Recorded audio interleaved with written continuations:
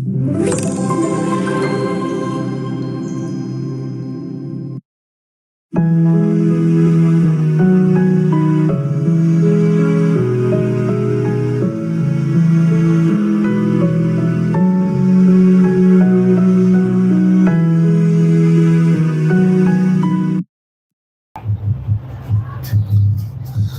సువార్త 15వ అధ్యాయము 7 వచనాన్ని మనం కలిసి చదువు. యోహాను సువార్త 15:7.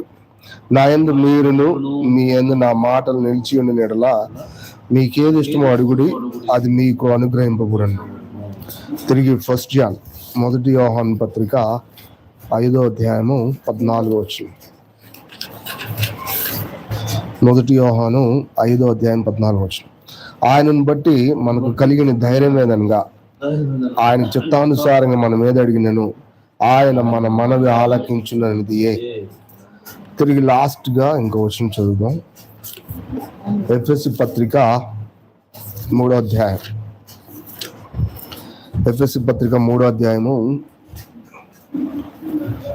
20-21 వచనాలు ఉన్నాయి. అది కూడా మనం కలిసి చదువు. 20-21 3:20-21 ఎఫెసీ పత్రిక. మనలో కార్యసాధకమైన తన శక్తి చొప్పున మనం అడుగు వాటన్నిటికంటేను ఊహించు వాటికంటేను అత్యధికంగా చేయ శక్తి గల దేవునికి క్రీస్తు యేసు మూలంగా సంఘంలో తరతరములు సదాకాలం మహిమ కలుగును గాక. ఆమేన్. ఈ 3 వచనాలు ఒకదానికొకటి కొంచెం ఇంటర్లింక్ ఉన్నాయి.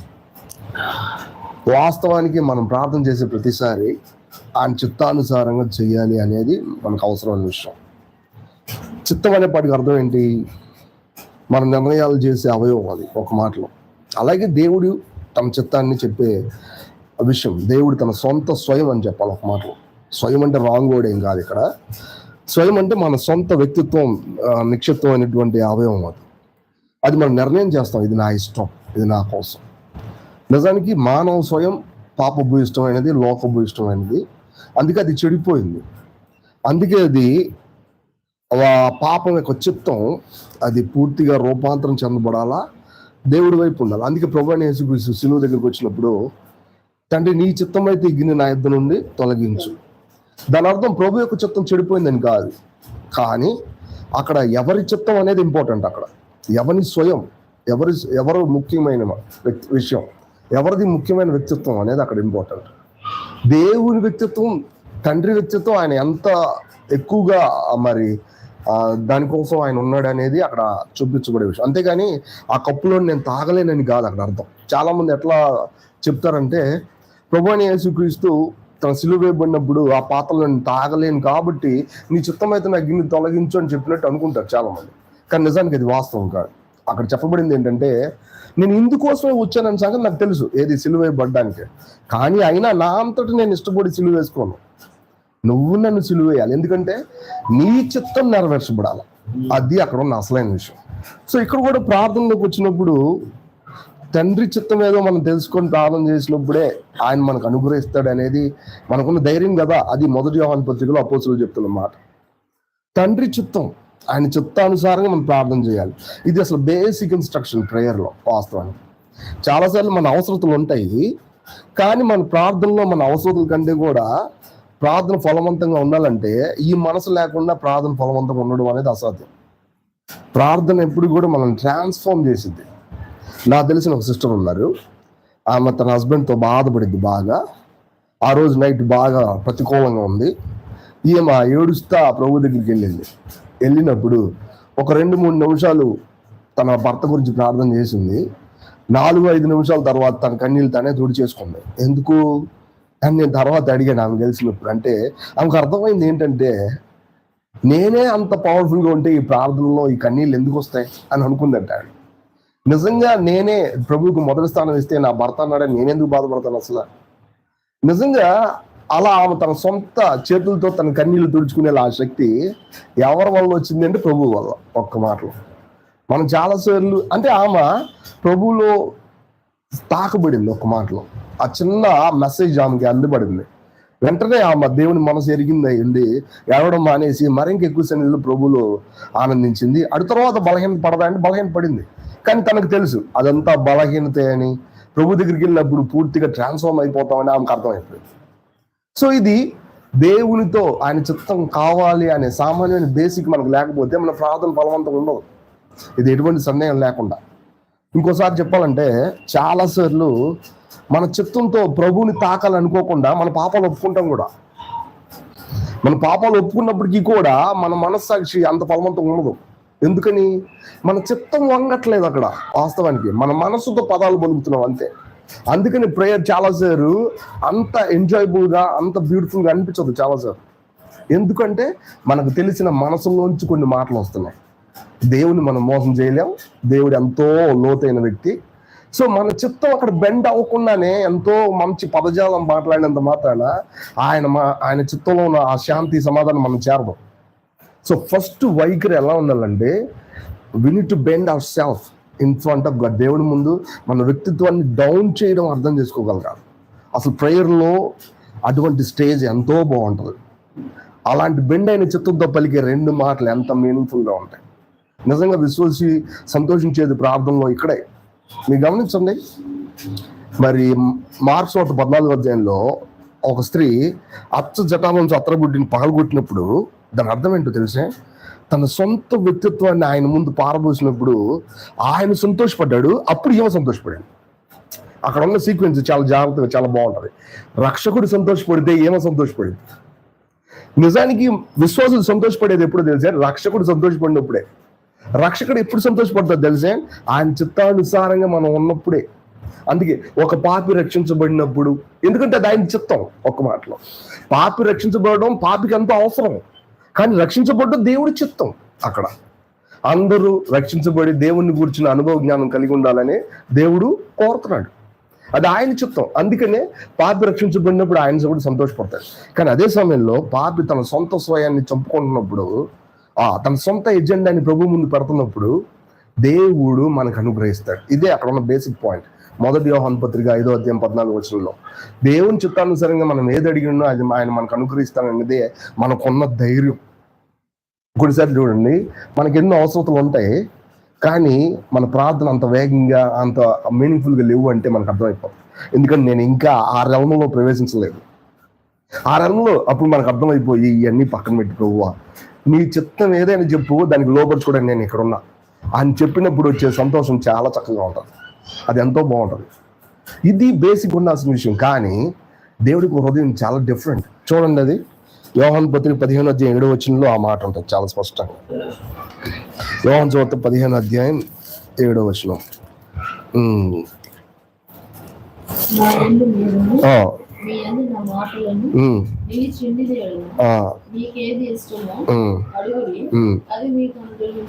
నిజానికి ఇంతకుముందు చదివిన వాక్యానికి ఈ వాక్యానికి అసలు క్వైట్ ఆపోజిట్. ఇది ఇంతకుముందు ఆయన చిత్తం, కానీ ఇక్కడికి వచ్చేసి ఆయన ఏం చెప్తున్నాడు? మీకేది ఇష్టమో. ఒక్క మాటలో దేవుణ్ణి వెంబడించాల్సిన మనల్ని వెంబడించే దేవుడు ఇక్కడ. ఒక్క మాటలో ఇది నిజంగా మానవులకు సాధ్యం అనేది చాలా కష్టం. భక్త సింగ్ గారు తన జీవితంలో ప్రార్థన వర్షం పడాలి అని చెప్పినప్పుడు పడిపోయింది. అది ఒక్క నిమిషం కూడా. అదే సమయంలో వర్షం ఆగాలన్నప్పుడు కూడా ఆగిపోయింది. పెళ్లి జరిగేటప్పుడు ఏలియా అక్కడ వర్షం పడకూడదంటే 40 రోజులు ఆగిపోయింది. అది కొన్ని రోజులు ఆగిపోయింది. అది ఎన్ని రోజులు అనేది క్లియర్గా. తర్వాత పడాలంటే మళ్ళా పడింది. అది ఇది నిజంగా అబ్రహాము 3.5 సంవత్సరాలు రైట్. అది అబ్రహాంతో ఆయన ఫ్రెండ్షిప్ కొద్దీ ఎలా బేరవాడాడు. అసలు నిజం చెప్పాలంటే దేవుడికి ఇటువంటి ఇంటెన్షన్ ఉంటుందా అని అనిపించింది. కానీ నిజానికి దేవుడు సంతోషపడేది ఇక్కడే. నా కుమారుడు నాలాగా ఆలోచించేది ఎప్పుడు, నా పిల్లలు నేను ఆలోచించినట్టు ఆలోచించదు ఎప్పుడు. ఇక్కడ అదే అన్న. కానీ దానికి ఒక మాట ఉంది, మీకేది ఇష్టమో అది అడగండి. దాని అర్థం అసలు ఇది ఎటువంటి స్వాతంత్రం మనకి ఇస్తే మనం ఏం అడుగుతాం జనరల్గా? మన సొంత విషయాలు చాలా ఉంటాయా? కానీ నిజానికి ఈ ఎక్స్పీరియన్స్ మనకు అర్థమవుతే ప్రభు ఏం కోరుకుంటాడు మనం అదే కోరుకుంటాం. అక్కడ రాసుకుని, నా యందు మీరు, మీ యందు నా మాటలు నిలిచి ఉండిన ఎడల. దాని అర్థం మాట్లాడటం కాదు. ఆయన మాటలు మనం మాట్లాడినంత మాత్రం అది మనలో నిలిచి ఉన్నట్టు కాదు. గమనించండి, ప్రత్యక్ష గుడారం దగ్గర కొంచెం లోపలికి వెళ్తే గంగాళంలో నీళ్లు ఉంటాయి, బయట కూడా నీళ్లు ఉంటాయి. కానీ గంగాళంలో నీళ్లు సంథింగ్ డిఫరెంట్. గంగాళంలో నీళ్లు కూడా కడుక్కుంటారు, కానీ ఈ నీళ్ళు ఏంటో తెలుసా? ఎఫెసీ పత్రిక 5వ అధ్యాయంలో ఉన్నటువంటి ఆ నీళ్ళు అంటే అర్థం ఏంటంటే, నీ వాక్యం అనే ఉదక స్థానం చేసినప్పుడు ఆమెలో మచ్చ డాగు లేకుండా చాలా ప్యూరిఫై. దాని అర్థం ఏంటి? ఈ వాటర్ అంటే దేవుడి వాక్యమే, కానీ ఈ వాక్యం ఎలాంటిదో తెలుసా? మీ లోపల ప్రత్యక్షమయ్యే వాక్యం, మీ మెదడులో తెలిసిన వాక్యం కాదు, మీ లోపల ప్రత్యక్షమయ్యే వాక్యం. అంటే మీలో నిలిచి ఉన్న నా మాటలు, ఒక మాటలో లోపల ప్రత్యక్షమైన వాక్యాన్ని అనుసరించి మనం చేస్తున్నప్పుడు అందులో నిలిచి ఉన్నాం అని అంటాం. మనకు తెలిసింది చేయడం కాదు, దానంతటది ఉత్పత్తి అయ్యే మాట. ఇదే కీర్తనలో 119, 105 వచనంలో ఉంటది. నీ వాక్యము నా పాదాలకి దీపం, నా త్రోవకు వెలుగు అన్నప్పుడు ఆయన ఒక ప్రణాళిక, ఆయన హృదయం అంతా తెలుసు. కానీ ప్రెసెంట్ సిచ్యువేషన్ లో దేవుడికి చిత్తం ఏంటంటే అదొక దీపం. అది మనకు అర్థం అవ్వాలి. మన ప్రతి పుస్టెప్ కి ఆ వాక్యం మనలో వెలిగిద్ది. ఇక్కడ మాటకది నా యందు అని చెప్పినప్పుడు ఆయన స్పిరిట్, ఆయన ఆత్మ. ఆ ఆత్మ నిలబడంటే స్వయాన్ని చంపాల్సిందే. స్వయాన్ని చంపకుండా ఆత్మ నిలబడినోడు ఎవరు లేరు, ఇది ఎటువంటి సందేహం లేకుండా. నేను ఎన్నో సంవత్సరాల నుంచి నేను క్రిస్టియన్ కాబట్టి నేను అందులో ఉండిపోతానంటే పొరపాటు. ఎవ్రీ మూమెంట్ మన సిలువకుండా ప్రయాణం అవుతేనే కానీ ప్రభులో ఉండలే.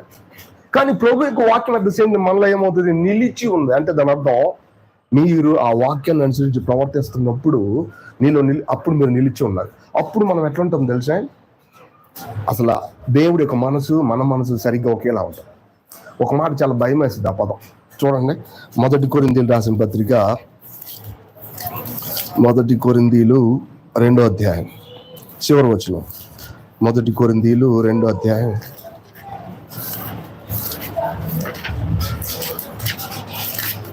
1 కొరింథీయులు 2:16 వచనం. ప్రభువు మనసు ఎరిగి ఆయనకు బోధింపగలవాడెవడు? మనమైతే క్రీస్తు మనసు కలిగిన వారు. అసలు ఈ మాట నిజంగా ఇది చాలా గొప్ప విషయం. క్రీస్తు ఆత్మ అన్నప్పుడు అది మనలో నివసించింది. కానీ క్రీస్తు మనసు అన్నప్పుడు ఆయన వ్యక్తిత్వంలో, ఆయన వాడుకున్న అవయవాల్లో ఉన్నటువంటి విషయం. అంటే ఆయన ఇష్టపడేది, ఎంతో ఫ్రీక్వెంట్ గా ఆయన ఉపయోగించేది. మన మనసునే కాదు ఎక్కువ ఉపయోగించేది మనం ఎప్పుడైనా సరే, మన ఆత్మని కాదు ఎక్కువ. ఎందుకంటే మన వ్యక్తిత్వం చాలాసార్లు సోలిష్ లైఫ్ లోనే ఉంటాం. ఆయన మనసు అంటే ఆయన ఎలా ఆలోచిస్తాడో అది దాని అర్థం. మనసుతో చేసేది అదే. ఆయన మైండ్, ఆయన ఎలా ఆలోచిస్తాడు అది మనకు తెలుసు. ఇది ఎలాంటిదంటే నిజంగా ఆయన ఎట్లా మూవ్ అవుతాడు, ఆయన ఎట్లా చూస్తాడు, ఆయన ఎట్లా థింక్ చేస్తాడు, ఆయన ఎట్లా చేస్తాడు, ఆయన ఎటువంటి విధానంలో ఆలోచిస్తాడు అది మనకు తెలుసు. ప్రభు మనసు మెరిగి ఆయనకు బోధింపగలిగిన వాడు ఎవడు? అట్లయితే మనము ఆయన మనసు కలిగిన వాడు. అంటే దాని అర్థం ఆయన ఏం కోరుకుంటున్నాడో తెలుసుకునే ఆ చక్కటి కాంపొనెంట్ మనలో ఉంది. అది ఎవరంటే మనలో నివసించే పరిశుద్ధాత్మ. అందుకే కింద రాసి ఉంటుంది, అక్కడ రాసిన చూడండి, అది 15వ వచనం. ఆత్మ సంబంధమైన వాడు అన్నింటినీ వివేచించు. చూడండి, అతడు ఎవరి చేతను వివేచింపబడాడు. అర్థం ఏంటంటే మన లోపల ఉన్నట్టు పరిశుద్ధాత్మ అది మనకు తెలిసేలా చేస్తారు. ఆయన ఏంటి ఈ పాదంటే, నా యందు మీరు మీ యందు నా మాటలు నిలిచి ఉండి ఎట్లా అంటే వీళ్ళిద్దరూ ఒకటి. ఎవరిద్దరు? ఎవరైతే ప్రభు చేతలు తిరిగి జన్మించబడ్డారో వాళ్ళు, ఎవరైతే ప్రభు యొక్క రక్తం కోరబడ్డారో, ఎవరైతే పరిశుద్ధాత్మ లోపల తమ స్వభావంగా స్వీకరించారో, ఎవరైతే ప్రభు నిలిచి ఉండడానికి తమ వ్యక్తిత్వాన్ని పూర్తిగా చంపుకోవడానికి ఇష్టపడుతున్నారో, వీళ్ళిద్దరు ఒకటి. They one. నిజానికి చాలాసార్లు ప్రభు దగ్గరికి వెళ్ళినప్పుడు మనం ఒక యజమానుడు ఒక దాసుడు యొక్క రిలేషన్ మెయింటైన్ చేస్తాం. యజమానుడు దాసుడు రిలేషన్ అన్నప్పుడు అర్థం ఏంటి? యజమానుడు ఏం చేయమన్నాడో దాసుడికి వివరం చెప్పాల్సిన అవసరం లేదు. దాసుడు విధేయత కలిగి చేయడమే. కానీ వైఫ్ అండ్ హస్బెండ్ మధ్య రిలేషన్ అట్లాంటిది కాదు. ఇట్లాంటిది తెలిసే, భర్త ఏం చేస్తాడు భార్యకి తెలుసు, భార్య ఏం కోరుకుంటుందో భర్తకి తెలుసు. ఇక్కడ ఏంటంటే అందుకే రోమపత్రిక 6వ అధ్యాయంలో ప్రభు యొక్క మరణంలో ఆయన పునరుద్ధరణలో ఐక్యపరచబడడం అనే పదం ఉంటుంది. ఐక్యత అంటే ఏంటి? వీళ్ళిద్దరూ వన్. కానీ ప్రభు ఇక్కడ విషయం ఏంటంటే, నా యందు మీరు మీ యందు నా మాటలు నిలిచి ఉండి నీడల మీకేది ఇష్టమో అది అడగండి. ప్రార్థనలో మనకి ఇటువంటి స్వతంత్రం ఉంటుందా? నిజంగా ఉంటుంది. అదే చూడండి ఒక మాటలో ఎఫెసీ పత్రిక 3వ అధ్యాయంలో ఉన్న పదాలు అయ్యే ఒకసారి మనం ఆలోచిస్తే చాలా చక్కగా అర్థం. ఎఫెసీ పత్రిక 3వ అధ్యాయము 20వ వచనం. పౌలు ఈ మాట రాయడానికి ఎంతో ధైర్యంగా, మనలో కార్యసాధకమైన తన శక్తి చొప్పున మనం అడుగు వాటన్నిటికంటే ఊహించు వాటన్నిటికంటే అత్యధికంగా చేయ శక్తి గల దేవునికి క్రీస్తు యేసు మూలంగా సంఘంలో తరతరంలో సదాకాల మహిమ కలుగునుగా. మనలో కార్యసాధకం అయ్యే తన శక్తి మనం అడుగు వాటికన్నిటికంటే ఊహించు వాటికంటే. దాని అర్థం ఏంటి తెలుసా? దేవుడు చిత్తంతో మనకి ఏది ఇవ్వాలనుకుంటున్నాడు అది మనకు తెలియదు, కానీ మనం దాన్ని మొదలు పెడతాం. కానీ ఆయన మరెక్కువ చేస్తాడు మనకంటే. చాలాసార్లు దేవుడి సన్నిధికి వచ్చి కొత్తగా దేవుడి యొక్క వాక్యాన్ని నేర్చుకుని వెళ్ళిన రోజు ఎన్నిసార్లు ఉన్నాయి? దేవుడి సన్నిధికి వచ్చి మనం అడిగిన దానికంటే కూడా ఫ్రెష్గా ఆయనతో తాకబడిన రోజు ఎన్ని రోజులు ఉన్నాయి? అది నిజంగా చాలా గొప్పది. దాని అర్థం ఏంటంటే మన అవసరం కంటే కూడా దేవుడు ఉన్నతమైనడు. ఒక మాటలో నిజం చెప్పాలంటే మన అవసరం ఏంటో తెలిసే పైన ఉంటుంది. ఇక్కడే అసలు విషయం ఉంది. పైన ఉంది చూడండి. ఒక మాటలో 15-18 వచ్చినాను. మీరు అంతరంగ పురుషుని యందు శక్తి కలిగి ఆయన ఆత్మ వలన బలపరచబడినట్లు క్రీస్తు మీ హృదయములలో విశ్వాసము ద్వారా నివసించినట్లుగాను తన మహిమేశ్వరుడు చెప్పున మీకు దయచేయవలనని మీరు దేవుని సంపూర్ణత యందు పూర్ణులగునట్లుగా ప్రేమయందు వేరుపారి స్థిరపడి సమస్త పరిశుద్ధులతో కూడా దాని వెడల్పు పొడుగు లోతు ఎత్తు ఎంతో గ్రహించుకున్నట్టును జ్ఞానంలోకి మించిన క్రీస్తు ప్రేమను తెలుసుకున్నట్టును తగిన శక్తి గల వారు కావాలని ప్రార్థించుచున్నాను. అసలు అపోస్తుల భారం ఇది. యాక్చువల్గా ఇది ఏంటంటే పరిశుద్ధాత్మ ద్వారా మన అంతరంగ పురుషుడు బలపరచబడాలి. మన అంతరంగ పురుషుడు అంటే ఎవరు? మన ఆత్మే. ఒక మాటలు పరిశుద్ధాత్మ తప్ప మరెవరు కూడా మనం బలపరచలేదు, మన ఆత్మనే.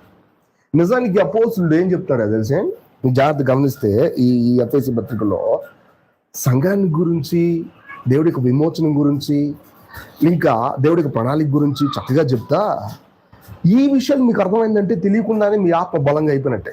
అంటే రెవల్యూషన్ వచ్చేసింది అనుకోండి, సంఘాన్ని గురించి అర్థమైపోయింది అనుకోండి, మీ ఆత్మ బలపరిచిపోయి మీరు ఏం చేయాలో మీకు అర్థమైపోతుంది. ఇదే పౌలుడు ఇక పైన వచ్చిన అదే 14 వచ్చిన ఈ హేతు చేత పరలోకమందున భూమి మీద ఉన్న ప్రతి కుటుంబం ఏ తండ్రిని బట్టి కుటుంబం అని పిలువబడుచున్నదో ఆ తండ్రి ఎదుట నేను మోకాళ్ళుని. అర్థం, ఒక ఫ్యామిలీ ఉంది అక్కడ, ఒకే ఒక ఫ్యామిలీ. ఆ ఫ్యామిలీకి ఫాదర్ ఒక్కరే ఉన్నారు. ఆయన ఎవరు? దేవుడు తండ్రి. నిజానికి క్రీస్తు అందులో ఉన్నారు, మనమందరం అందులో ఉన్నాం. We are one family. ఈ ఫ్యామిలీలోనే అంతా జరుగుద్ది. ఈ ఫ్యామిలీని బట్టే మనం మన అంతరంగ పురుషుని శక్తి కలిగి ఉండాలి పరిశుద్ధాత్మ. అంతేకాదు విశ్వాసం ద్వారా మీ హృదయాల్లో క్రీస్తు నివసించాలి. అంటే అర్థం ఏంటి? మీ హృదయం అనేది మీరు డెసిషన్ చేసే ప్లేస్ అన్నమాట. కానీ మీరు విశ్వాసం ద్వారా క్రీస్తుని మీరు దాంట్లో ఇన్వాల్వ్ చేయాలి. చాలాసార్లు ఏం జరిగేదంటే నా లైఫ్లో ఈ వాక్యం ఎలా అర్థమైందంటే, చాలాసార్లు ప్రభువుని నమ్ముకున్న కొత్తలో ప్రభువే నేరుగా మనకు సాయం చేస్తూ ఉండేవాడు. అంటే నేను అడక్క ముందే ఆయన్ని ఇది చదువుకో, అది చదువుకో, నీ వాక్యం ఇది నీకు అని చెప్పి అర్థమయ్యేటట్టు చెప్పేసేవాడు. కొన్ని రోజుల తర్వాత ఏమైంది, నా వ్యక్తిగత మరి ఆసక్తి సన్నగిలిపోయింది. బైబిల్ చదివినా ఏం అర్థం కాదు, ప్రార్థన చదివినా ప్రార్థన చేసినా ఏమంతా మరి ఉత్సాహంగా లేదు, మందిరానికి వచ్చి వాక్యం ఉంటేనే ఏమి ఎక్కట్లేదు. ఇప్పుడు నేనేం చేయాలి ప్రభువా? నాలో ఏదో తప్పులు ఉన్నాయి. ఏంటో తప్పు? ప్రత్యేకమైన పాపాలు ఏం కనబట్లా. అసలు తప్పేంటో తెలిసే, నన్ను నేను ప్రభుకి విశ్వాసం ద్వారా అప్పచెప్పుకోవట్లా. నా అంతటి నేనే ఏదో జరిగిపోద్ది అనుకుంటున్నా. అంటే ఒక్క మాటలో నా వ్యక్తిత్వం నిర్ణయం చేయట్లా ప్రభు కోసం అని. ఇక్కడ అదే అంటాడు పౌలు, విశ్వాసం ద్వారా క్రీస్తు మీ హృదయాల్లో నివసించినట్లుగా. నిజానికి మన ఆత్మలో ఉన్నాడు ఆయన, కానీ మన హృదయంలో కూడా బయటకు రావాలి ఆయన. అంటే మీ తలంపుల్లో అంటే మైండ్, మీ ఎమోషన్స్లో అంటే మీ ఉద్రేకాల్లో, మీ నిర్ణయాల్లో కూడా ఆయన ఉండాలి. అట్లా ఉన్నప్పుడు ఏం జరిగిద్ది? సమస్త పరిశుద్ధులతో కలిసి దేవుని ప్రేమ యొక్క ఎత్తు లోతు వెడల్పు మనకు అర్థమవుతుంది. ఇదేగా ఇంట్రెస్టింగ్. అసలు ఎందుకు కాలింపాంగ్ వెళ్తాం? నేనైతే నా జీవితంలో ఇదే అనుకోను. ఎందుకు కాలింపాంగ్ వెళ్ళామంటే అక్కడ పిడుగాటి చెట్లు చూడడానికో, లేదంటే అక్కడ ఉన్నటువంటి వాళ్ళ చేతి పనులు చూడడానికో, చక్కగా నేను బైబిల్ బ్యాగ్ని చూడడానికో, వాళ్ళు పెట్టే ఎంతో చక్కటి లేదా మీట్ కోసం కాదు. ఉన్నతమైన దేవుడు తన ప్రజల మధ్యలో ప్రేమగా ఎలా ఉన్నాడు అనేది అర్థం అవడానికి నా జీవితంలో నేను స్పందించింది అలాగే. నువ్వు ఎంత పెద్దోడివి అని నాకు అర్థమైంది. నీ పట్టణంలో నువ్వు ఎంత పెద్దోడువో చెప్పినప్పుడు విన్నాను, ఇప్పుడు నిజంగా చూస్తున్నావు. నాకు అర్థమైంది. నిజమే, అది పరిశుద్ధులతో కలిసినప్పుడు ఆ ప్రేమ యొక్క లోతు ఎత్తు వెడల్పు మనకు అర్థమవుతున్నప్పుడు నేను ఎలా కట్టబడాలి? ఆ ఫ్యామిలీగా కట్టబడాలి. We are one family. మనం అందరం కలిసిపోయి ఉన్నాం. దాని గురించి మనం ఆలోచన చేస్తున్నప్పుడు అది దేవుడి చిత్తం. అది దేవుడి చిత్తం. చూడండి ఒక మాట, ఎఫెసీయులకు రాసిన పత్రిక 1వ అధ్యాయం 4-6 వచనాలు. 4-6 ఎఫెసీ 1వ అధ్యాయం, క్షమించండి, 1వ అధ్యాయం 4-6 వచనం. ఎఫెసీ 1వ అధ్యాయం 4-6 వచనం. ఎట్లనగా తన ప్రేమియందు తాను ఉచితముగా మనకు అనుగ్రహించిన తన కృపా మహిమకు కీర్తి కలిగినట్లు తన చిత్త ప్రకారమైన దయా సంకల్పం చొప్పున యేసుక్రీస్తు ద్వారా తనకు కుమారులను స్వీకరించుటకై మనల్ని ముందుగా తన కోసం నిర్ణయించుకొని మనము తన ఎదుట పరిశుద్ధులమును నిర్దోషులమున ఉండాలనని జగత్తు పునాది వేయబడక మునిపే ప్రేమ చేత ఆయన క్రీస్తులో మనలను ఏర్పరచుకొనెను. రైట్. మొట్టమొదటి గాస్పెల్ చెప్పేటప్పుడు ఏం చెప్తాడు పౌలు? మీ పాపాలు ప్రభు దగ్గర ఒప్పుకోండి అని చెప్తాడు. ఒప్పుకున్న మరుక్షణం ప్రభు నమ్ముకోగానే ఏం చెప్తాడు? ఇదే చెప్తాడు. మీ పాపాలు ఒప్పుకోవడం ఇట్ డజంట్ గ్రేట్ మ్యాటర్, అది పెద్ద విషయం కాదు. ఏది దేవుడి చిత్తంలో తెలిసే మీరు అనుకుంటున్నారు కదా, దేవుడి చిత్తం చేయడానికి మీరు ఒప్పుకుంటున్నారని, దేవుడు సంతోషపడితే నేను సంతోషపడతానని మీరు సమర్పించుకున్నారు కదా. వెంటనే మనకు అర్థమవలసిన విషయం ఏంటంటే ఆయనకు ఒక చిత్తం ఉంది, ఆ చిత్తంలో దయాపూర్వకమైన సంకల్పం ఉంది. అంటే ఆ సంకల్పం కోసం మనల్ని ఓపికగా తీసుకెళ్తాడు. అదే ఆయన సంకల్పం. ఆయన అంత ప్రేమగా ఉంటాడంటే, ఓపిక అంటే దయ అంటే ఏంటంటే ఎన్నిసార్లు తిరగబడినా మనం తిరిగి మనల్ని అదే లైన్లో పెడతా ఉంటాం, ఇట్లా అట్లా అట్లా పెడతానే ఉంటాం. ఎందుకని?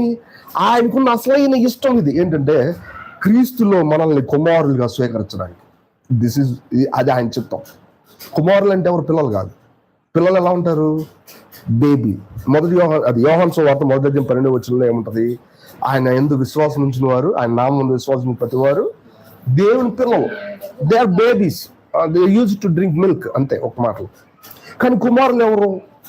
దే కెన్ ఈట్ మీట్ కదా, వాళ్ళు మాంసం తినగలరు, బరువులు ఎత్తగలరు, తండ్రి యొక్క హృదయాన్ని అర్థం చేసుకోగలరు, దేవుడు ఏం కోరుకుంటున్నాడో ఆ చిత్తం కోసం ఫైట్ చేయగలుగుతారు.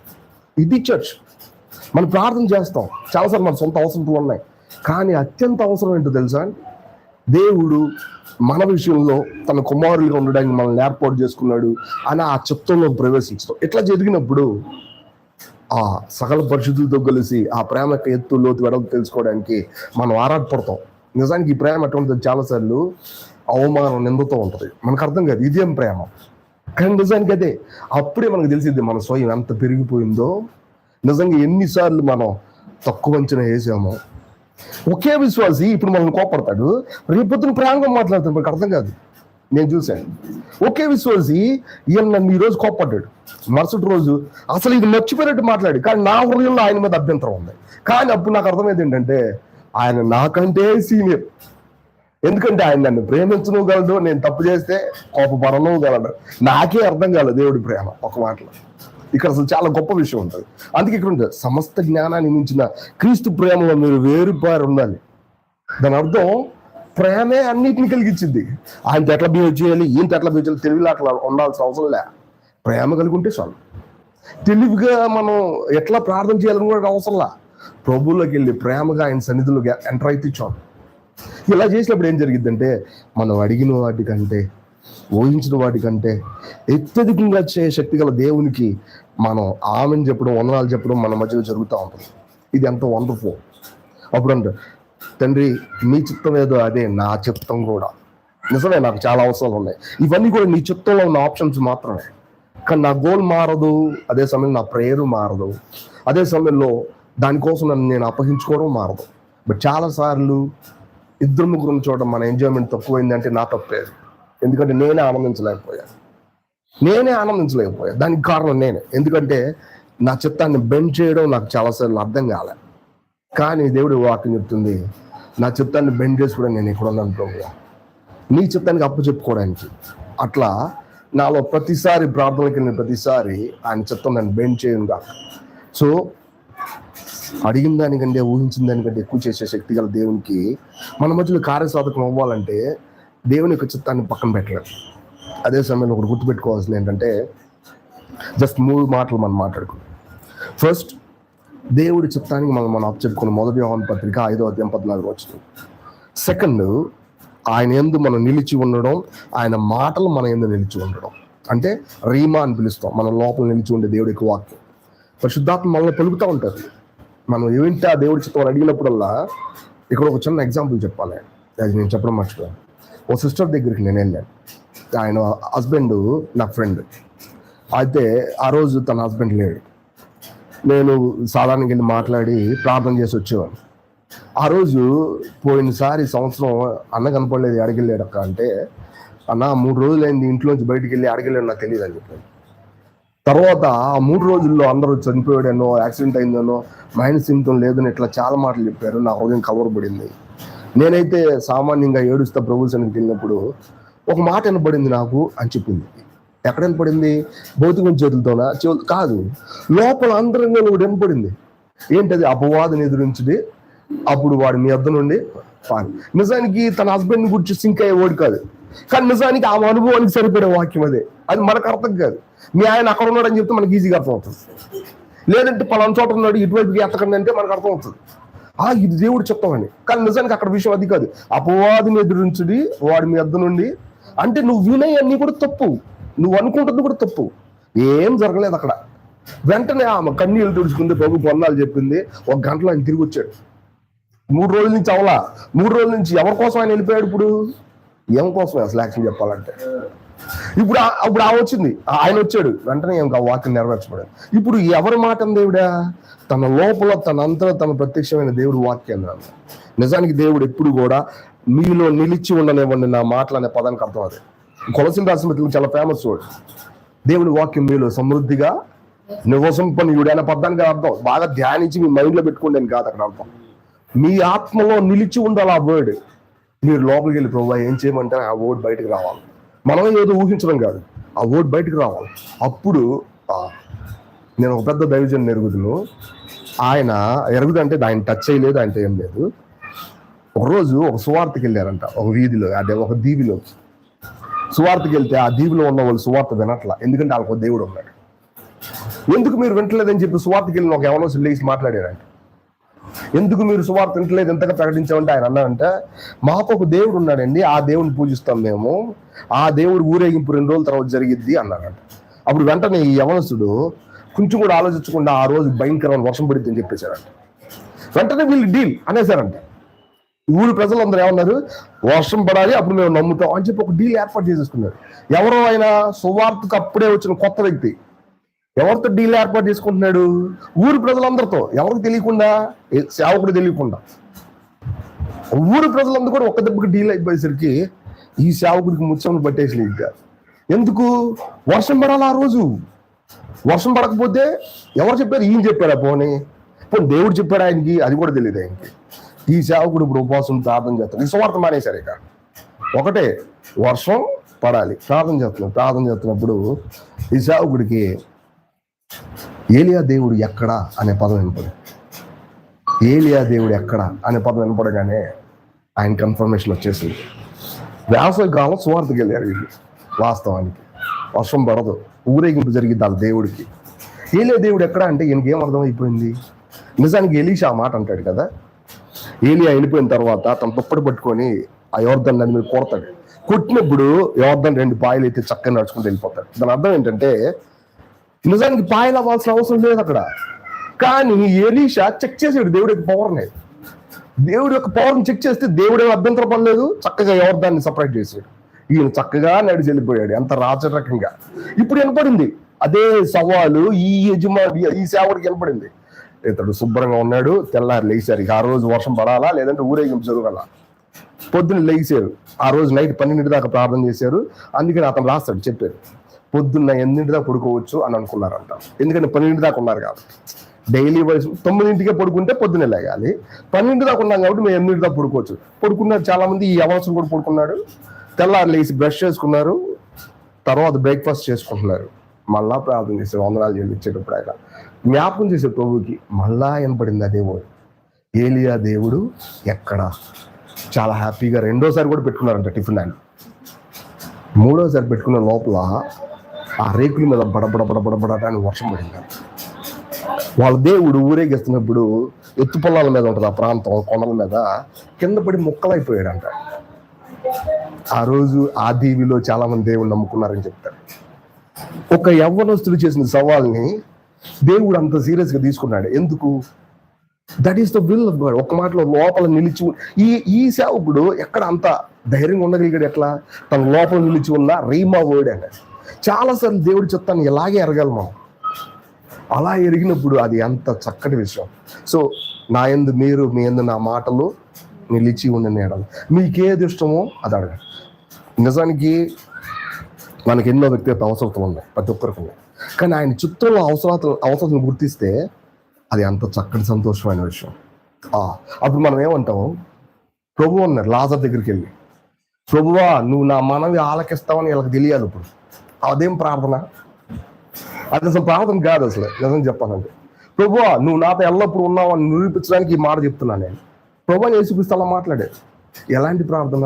భక్సింగా చేశాడు. ప్రభువా నువ్వు ఉన్నావు నిరూపించుకోవడం, వర్షం పడేలా చెయ్యి. అది నిజంగా గ్రేట్ థింగ్. కానీ ఇదంతా మనం ఆయనకి అప్పచెప్పుకుంటూనే ఉంటుంది.